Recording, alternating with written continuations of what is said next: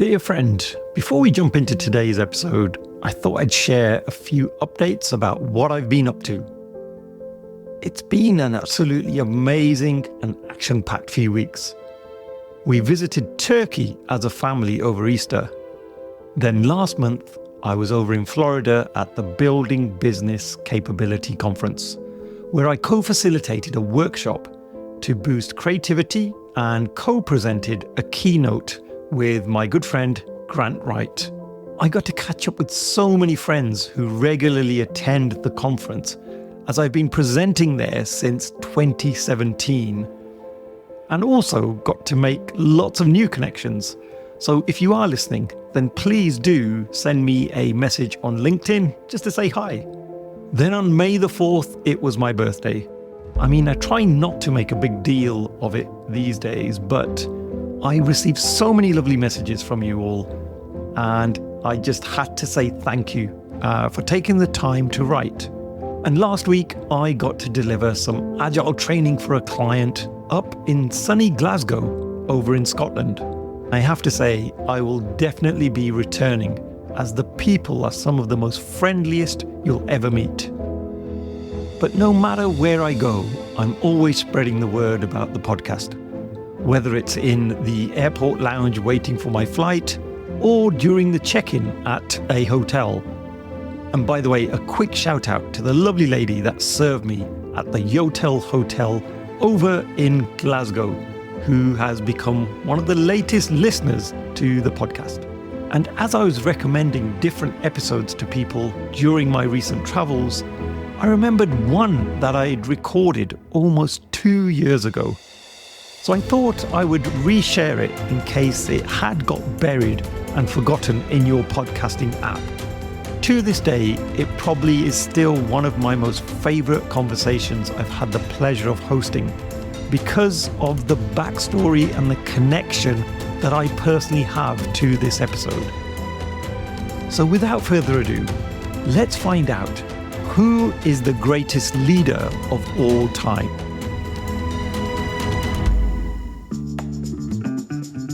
From the city of Peaky Blinders, Birmingham, England, I would like to introduce you to Paddy Dhanda.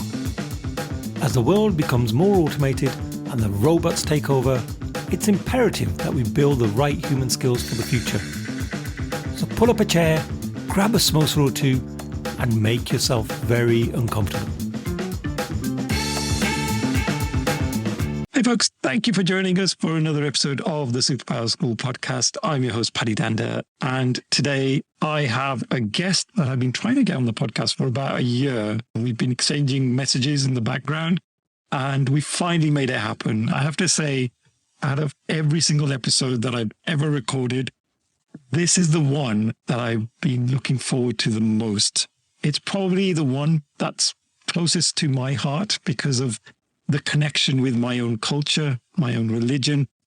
And it's an episode that I'd love my kids to listen to, because I think they're going to discover a lot about their history.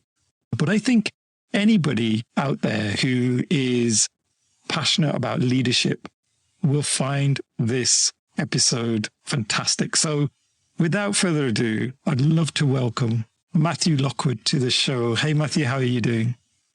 Doing wonderful. Thank you so much for having me. It's a delight to finally get together and be able to talk about history and its connection to the present, which I think is really important in this moment. Oh, no, I am really looking forward to this, Matthew, as you can see from the excitement in my voice. So you're a historian or a history professor in Alabama. So tell us more about you, first of all, Matthew, before we jump into some of the subject matter. Yes. So I am, as you mentioned, a history professor at the University of Alabama. My initial work, my PhD work, the work that went into my first book, was far afield from what we're talking about today. I trained as a social historian of Britain. My second book project was a global history of the American Revolution. So what I was really interested in was what was going on across the world in this moment, this world historical event, which usually gets talked about in a strictly national way, a domestic way in America. And I wanted to to know about what was happening elsewhere. And this led me to a lot of places. I researched and wrote about China and Russia and South America, but also to South Asia. And I talked about India and what was happening during the American Revolution in India, and a lot was going on.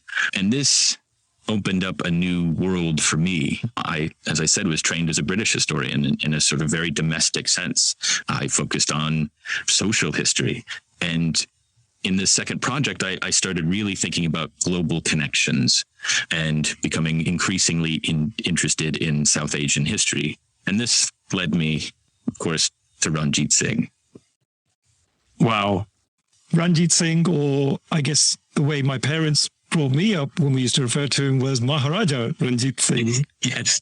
And I have to say, as I was growing up, my parents would tell me a lot about this great figure, but it almost felt like a fantasy. It felt like he was someone that perhaps wasn't even real because of the legendary status that my parents used to give him.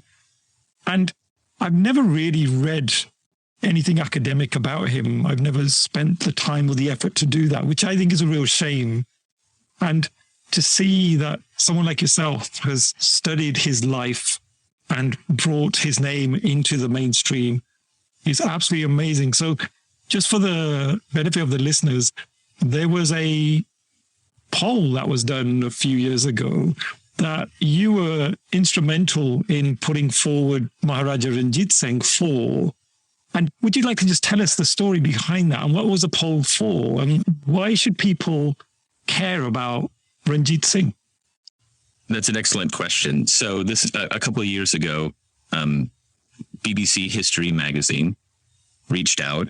I had written a couple pieces for them before, and they were preparing a featured article on great leaders in world history. And I think there were 20 historians. They were going to ask each to nominate a great leader in world history and write up a short article describing their life, but also why this person might be considered a great leader or perhaps the greatest leader in world history. When I agreed to write the article, I didn't know that it was then going to be put to a poll. The magazine was going to put out a public poll to allow readers and others to vote for who they thought the greatest leader in world history was amongst those 20 nominees, each chosen by a different historian. For me, when I was first approached about this article, the choice was obvious. I assumed that many of the familiar figures would appear: Winston Churchill, Abraham Lincoln, Elizabeth I. And in their ways, they are definitely worthy for consideration as great world leaders. But I wanted to nominate someone that I thought was unfairly perhaps overlooked, certainly overlooked in Europe and America among mainstream publications. And so I decided on Ranjit Singh, and I did that because I thought he represented something that was increasingly important in the present age. It seems to me that we are living in a time of growing intolerance, growing division, antagonism. We see this in India with the rise of Hindu nationalism and communal violence growing seemingly by the day. We see this in the West, in Europe and America, with the rise of white Christian nationalism and the violence that we've seen result from that just in recent weeks. We see this around the world. We see it in Myanmar, Buddhist nationalism. And at the same time, we're seeing a redefinition of citizenship and belonging in many countries that is more strict, stringent, and limiting. And I think in such a time, we need to look to figures of the past who presented another path, a different path. And I think Ranjit Singh is such a figure. He was a modernizer. He was committed to his faith. And yet he was also committed to toleration. His was an empire in which Sikhs and Muslims, Hindus and Christians, South Asians and Europeans were all brought together in the administration, in the army. And I just thought that that was a a necessary example for today when so many countries are seeking to exclude. Ranjit wanted to bring in the best and the brightest, the most capable, whatever their background or their religion or ethnicity. He wanted to bring together and unify these peoples for the good of his empire. And that is a lesson that I think is in short supply and is very necessary. So for me, it was an obvious choice. Just going back to the article. So you put this particular leader forward, and there were 19 other names that were also put forward. What happened to that article and how did it blow up? We were talking a little bit about this just before we started this podcast, and you mentioned those 500 words have probably changed your life more than any other piece that you've ever written. Yeah, absolutely. So after the article was written, it was published in the magazine, the poll was set up, and people had their say. And Maharaja Ranjit Singh came out on top of that poll. And I was surprised when that happened. I, again, assumed that one of the sort of more familiar figures in Western history would take the top place. I assumed Winston Churchill, Elizabeth I, Abraham Lincoln, one of those sorts of figures would end up in first place. So I was surprised and delighted when that wasn't the case. And that seems to have been something that was felt, frankly, around the world. You can look at the media coverage was incredible. Newspapers and websites, not only in Britain and Europe and America, in South Asia, all over the world, reported on this story. And I think there was a lot that was compelling. There was the obvious symmetry of Maharaja Ranjit Singh beating out Winston Churchill. So a South Asian leader beating out perhaps the most well-known representative of British imperialism, I think struck some people as both unlikely, but also as a sort of turning of the tables. And so that was often the sort of headlines you see are Sikh warrior beats Winston Churchill was the Times of London. And a lot of the headlines picked up on that.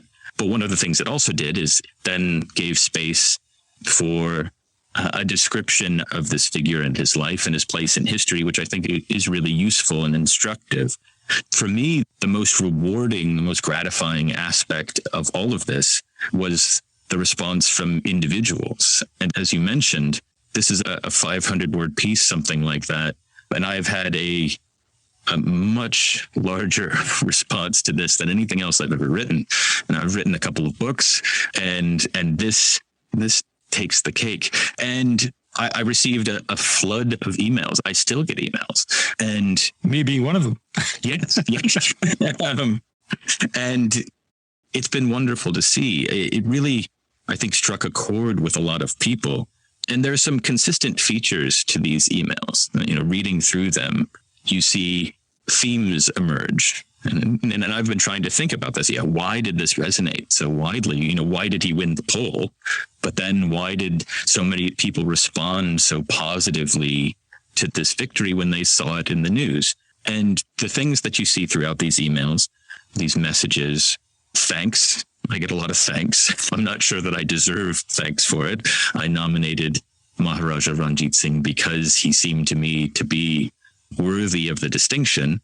But I think the fact that people were thanking me says something about the need they felt to be recognized, to have their history more widely known, to have their stories more widely told. There's a sense in these messages of people who have felt like they've been overlooked.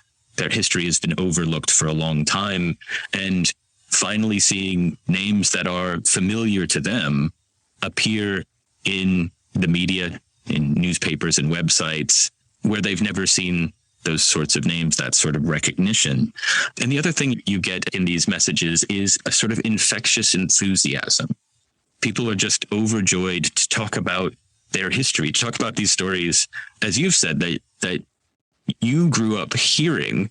You learned about these things from an early age. And so it's always been a part of your consciousness and your life, but that maybe you didn't see beyond that sphere, that in the wider world, you didn't see those same stories being told.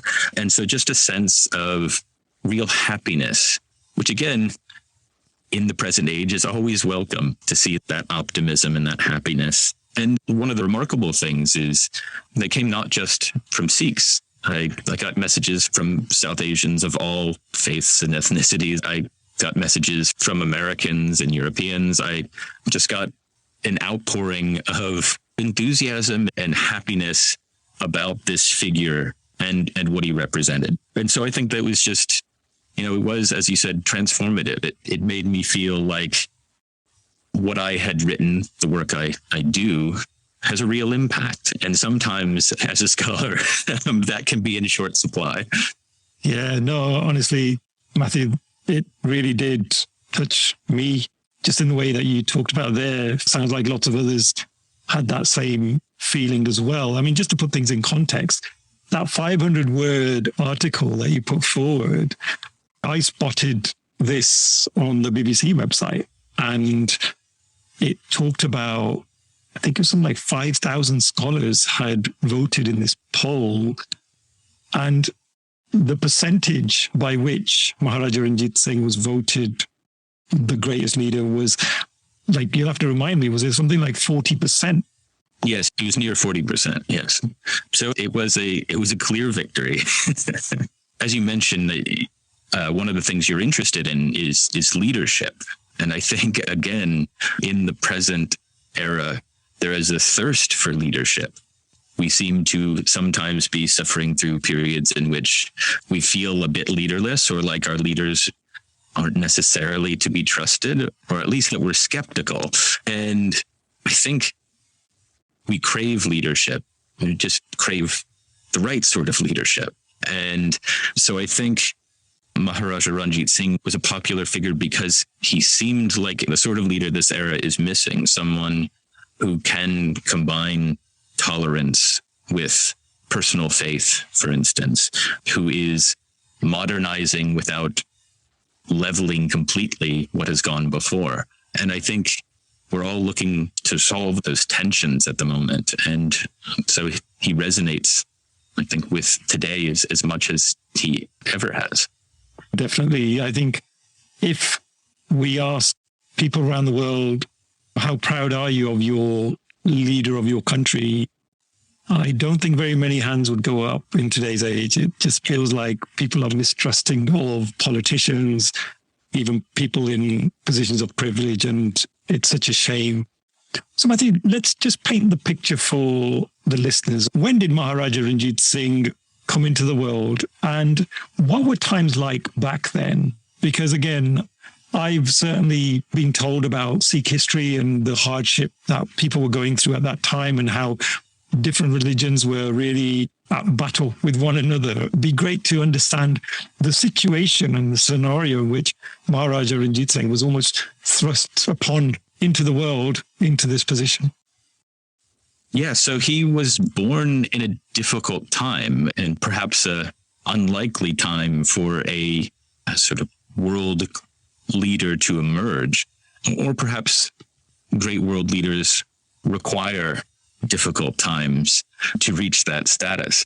So he was born in 1780, in a time in which the Punjab was riven with divisions.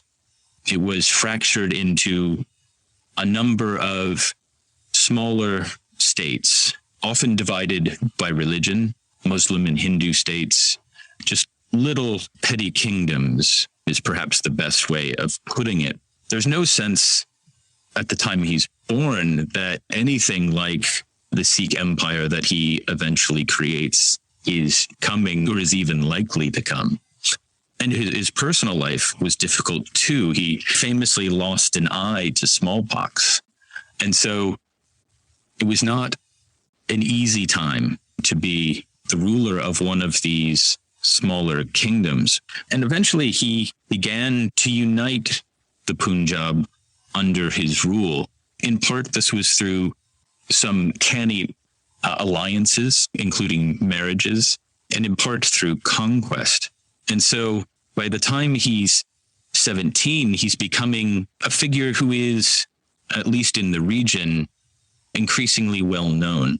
He builds up the Sikh army. And by 1802, he really begins to consolidate his control of the Punjab, taking Amritsar in 1802 at the age of 22. And so he comes to power as a very young man and in a difficult time. This is a time in which there are a number of empires, a number of powers in the region, all jostling for control, for expansion. And Maharaja Ranjit Singh's Sikh empire is one of them, and not on the face of it the most powerful. To the northwest, he has Afghan forces expanding and raiding into Punjab. To the south and east, he has the remnants of the Mughal Empire and, of course, the expanding British Empire. And so it's a difficult time. It's a time in which good leadership is necessary, in which good governance is necessary. And one of the things that allows him to expand and consolidate this territory so effectively is his toleration, is his willingness to absorb the knowledge and the lessons and the skills of a variety of groups, ethnicities, religions. It's really interesting. His foreign minister is a Muslim. His finance minister is a Hindu. He has army officers who are Sikhs, Muslims, Hindus, Poles, Russians, Spaniards, Britons eventually. At first, he keeps the British at arm's length, which, probably the right idea. Germans, Americans, there's an American from, I believe it's from Pennsylvania, who ends up becoming an officer in the Sikh Empire. And so he's willing to attract the best and the brightest, whoever they are, from wherever they come. He's a modernizer. He knows there are lessons to be learned from other peoples, and he's happy to incorporate them. And he does this without sort of selling out his own authentic self, his own background, his own history, his own religion. But he is able to balance these in such a way that is remarkable and encouraging. I think we tend to think that tolerance, acceptance, those sorts of things are something that is required but can cause problems, that we have all these debates about immigration, for instance, and it's always about managing the problems of immigration instead of focusing on, for instance, the benefits. And this is something that Ranjit, I think, realized, was that attracting the best and the brightest had real benefits instead of drawbacks and problems. And so, again, it's one of the reasons why he's such a wonderful figure, is that it's all of these great qualities that are the source of his success, the source of his power, rather than just a sort of add-on or an addition. They are, I think, key. Oh, that's fascinating. See, I had no idea that he had actually brought in some of the Europeans, and you mentioned there about the Russians, into his closest set of people, that his leadership team around him. I definitely heard about him bringing in different religions, such as Hindus and Muslims. But that's really interesting to hear that he actually went beyond India and looked, to other countries and really had this diverse group of people. I had no idea. Yeah, so he's looking around him even as a young man, and seeing the world changing. And instead of, simply sort of holding on to what he knows, he incorporates what he knows and what's familiar with what others have to offer. And I think it's such a wonderful story for that reason, that, his success is based on these values that I think we all hold dear, and we all, to some degree or another, feel like may be eroding in the present. And so it's a wonderful lesson.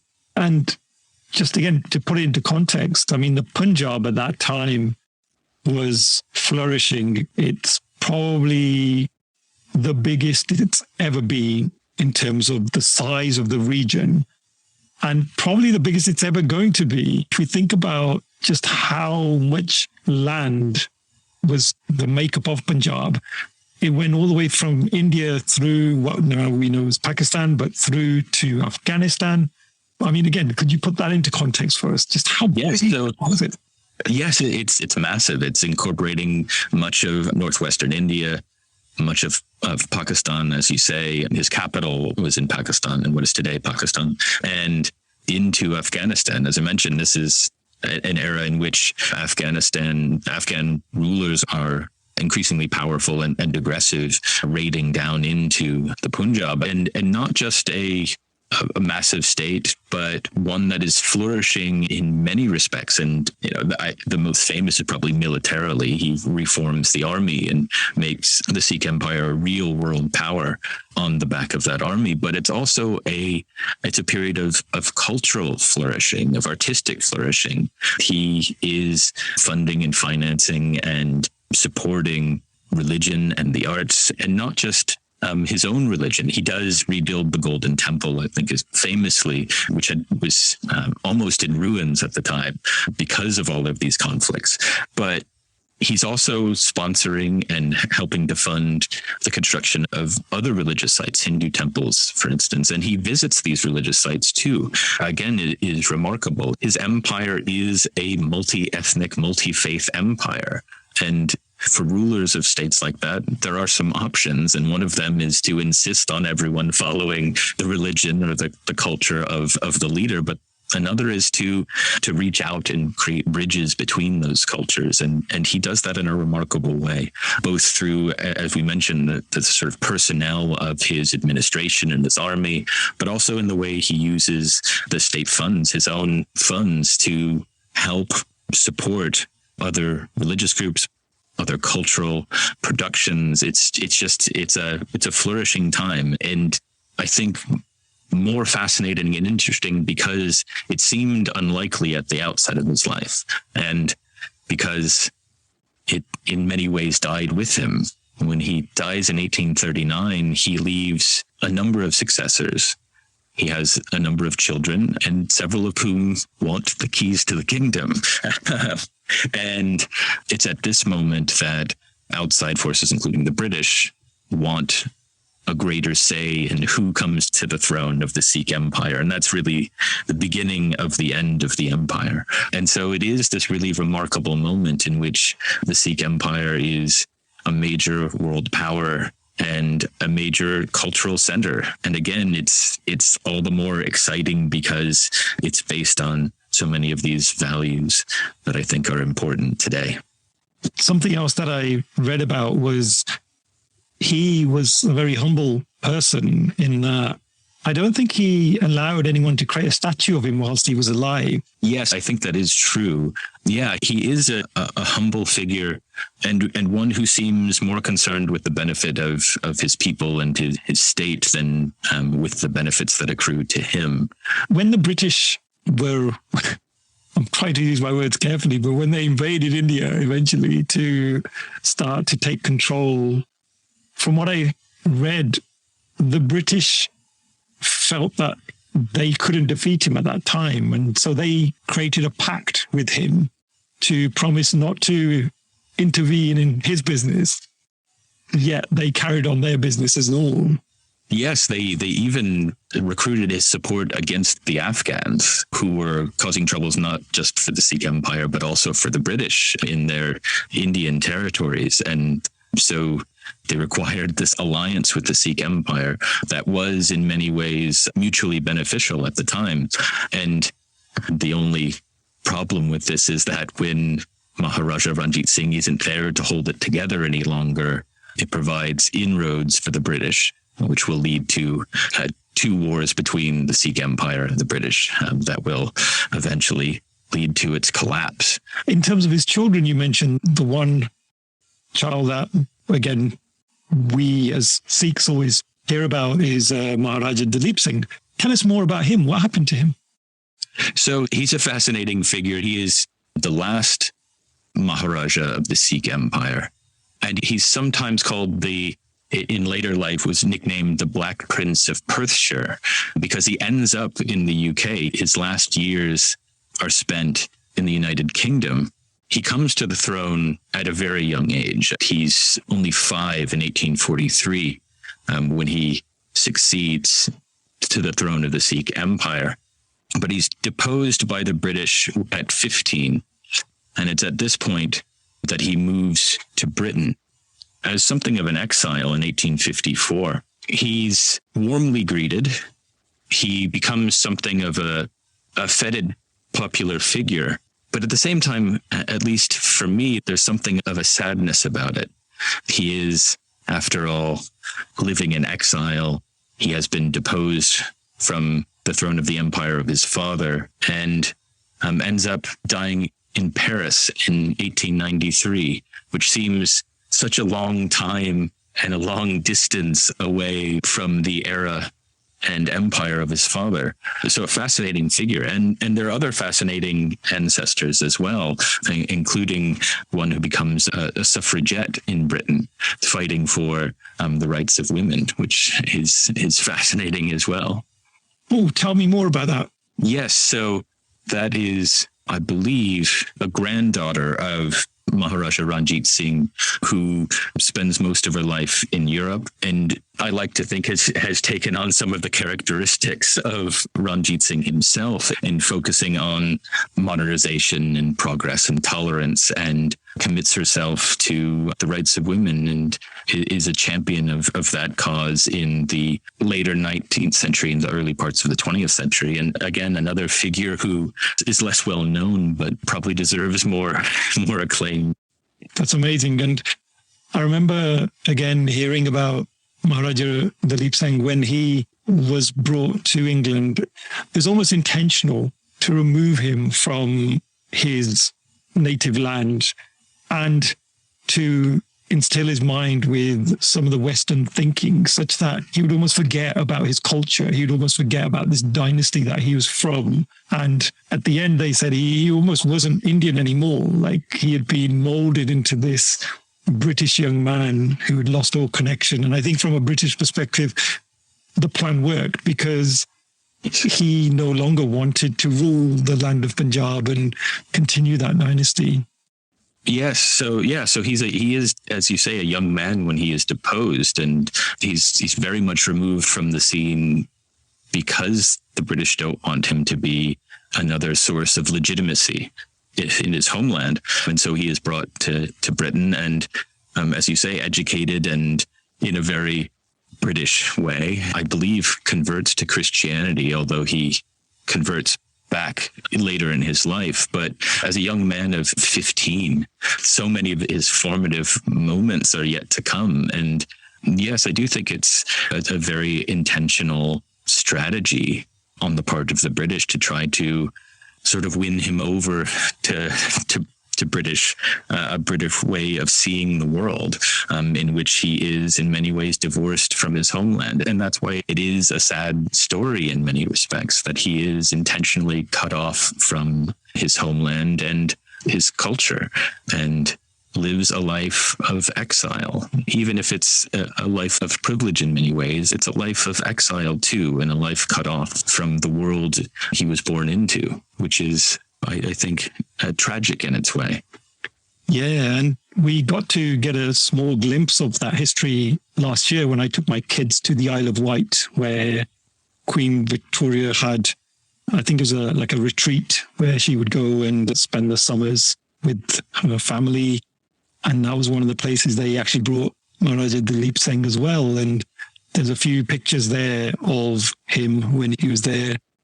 And it just brought it home for me because I'd never really seen that before, some of those pictures, and just hearing about how he'd come from this foreign land and then be expected to settle in this new land. Again, for my kids, it was fantastic. They're very young at the moment, but they were like, "Dad, he's an Indian." And I was like, "Yes, look, he's Indian and he's Punjabi." And so they really were curious to know more about him. Yeah, and it's a difficult time, I think, in particular, to be in exile from South Asia in Britain. There aren't that many South Asians in Britain at the time.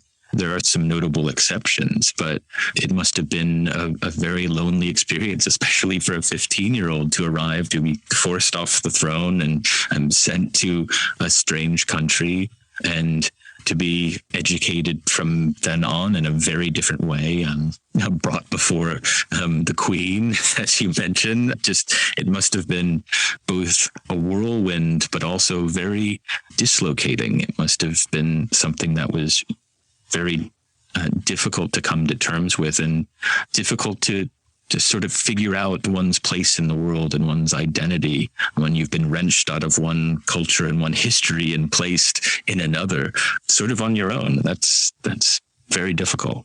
And talking about things being wrenched, I look at some of the treasures that were brought over from India. The Kohinoor diamond is seen as one of the most famous, which was, I think, taken from Maharaja Ranjit Singh, and lots of other treasures. I mean, do you have any views on any of those treasures? Because Maharaja Ranjit Singh had phenomenal wealth, and some of the items that I've seen just on pictures just blow you away. I mean, even his throne and his chair was just something out of this world. Yeah. So as I mentioned, this is a time of artistic flourishing as well. And you can see that in some of the objects that remain from his reign. The diamond you mentioned, yes, it was in his possession and is now part of the British crown jewels. And I think there, some symbolism there, to be sure. And his throne is, I believe, in the Victoria and Albert Museum.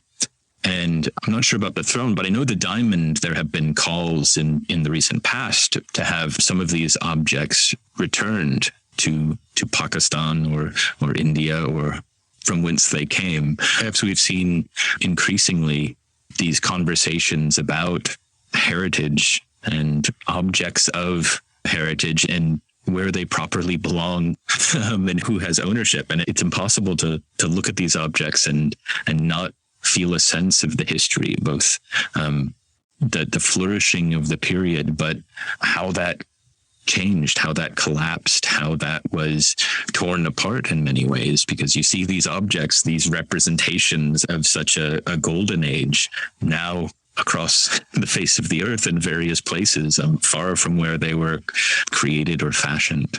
And I think there are stories to be told there too. You mentioned a little bit earlier about the Golden Temple and how Maharaja Ranjit Singh rebuilt it.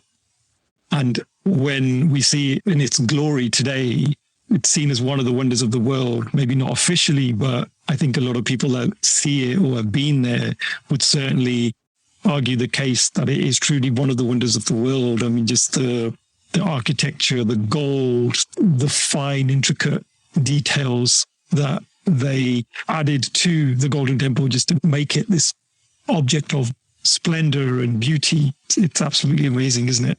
As you say, if there's an official list, it might not be on the official list, but it's so recognizable. I think even if there are lots of people, even if they couldn't tell you where it was, would recognize it. Just seeing it, it stands out. It's so obvious that it's the creation of a civilization and a period of flourishing in a golden age. And so it is one of those sort of wonderful artifacts of that time. I'm just going to throw in this point about when Maharaja Ranjit Singh was alive, one of his big focuses was on literacy and education. And somewhere again, I read about how during his reign, the people of Punjab were the most literate probably anywhere in the world at that time. And even by today's standards, I think it was one of the highest literacy rates. It's this forward-looking nature of his reign and his empire that an educated populace is a productive populace, and in many ways, and not just in terms of economically, but artistically and religiously as well. And so I think a commitment to literacy often goes hand in hand with that sort of forward-looking personality. And again, I think he's such an interesting figure because he balances that forward-looking nature with his ties to his past and his culture and his religion, that it's not about abandoning the past. It's about incorporating it with these elements of progress. And literacy, I think, is one of those. I think he's a figure who is often, when he's thought about, it's thought about as a warrior. And rightfully so. I mean, he does, carve out this massive empire, but he's so much more than that. And I think literacy is one of those things that really brings that to the fore.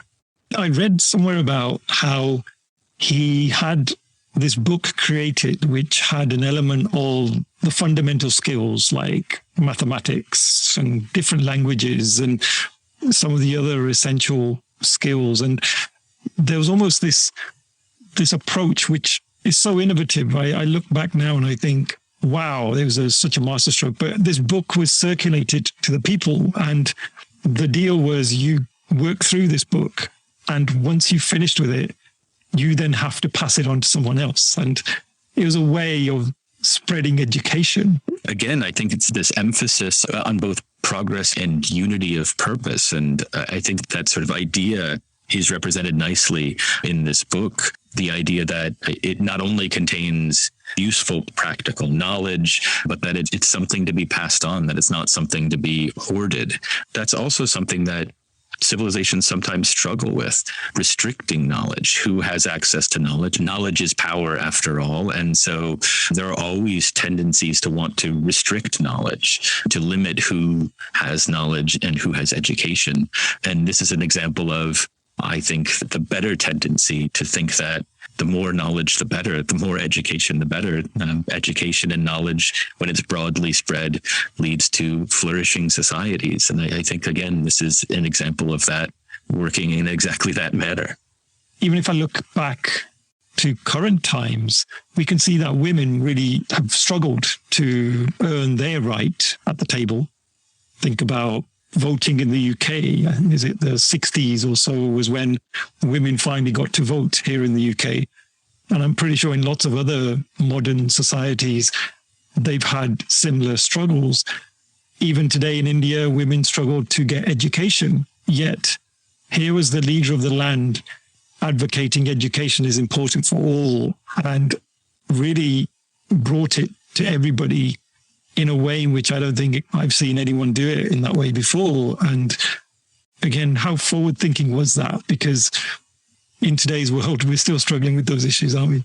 Yeah, it's incredibly forward-thinking. And I think in part that comes from his own experience in his youth. The influence of his mother and his mother-in-law were vital, especially in his early years when he was living in this fractious age, when there are all sorts of difficulties and struggles. He relies on the women in his family and in his life as real allies. And I think that you can see that in his later policies and his later interests, that this respect for the abilities and the importance of women. And so I think it's incredibly forward-thinking. It is not something that is the norm in that era, or, as you say, in our own, we still struggle with those questions.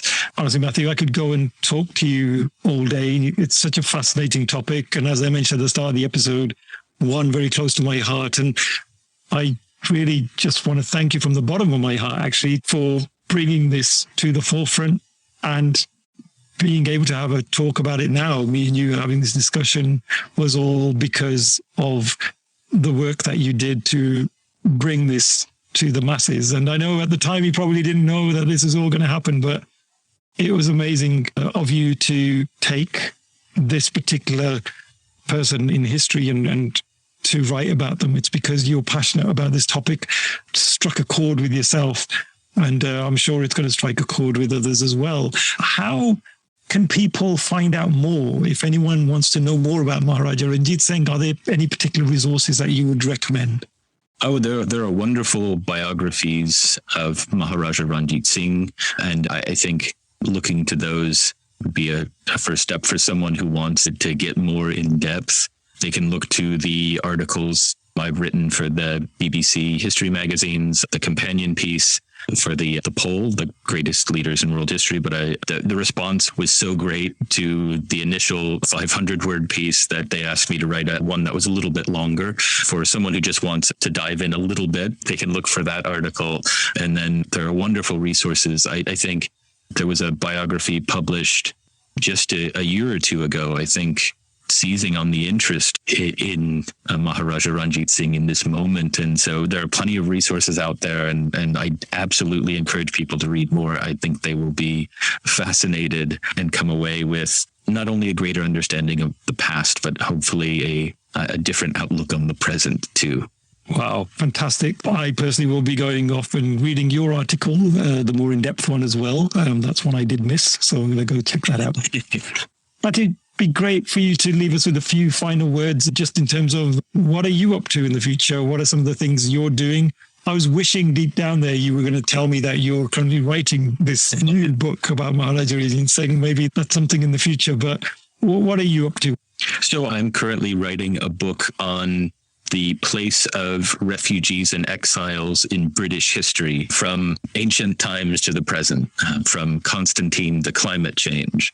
And so I'm really looking at the ways in which refugees and exiles have contributed to British history, how they got there, what they thought of Britain, what their experience was, and how the British regarded exiles and refugees and how that changed over time. And so I'm looking at individuals and groups from around the world and trying to trace, again, some of those global connections and bring individuals and peoples who are less well known or overlooked in Britain and America to the forefront again in a similar way. So that's what I'm working on at the moment. It should be published in the fall of 2023. So definitely look out for that.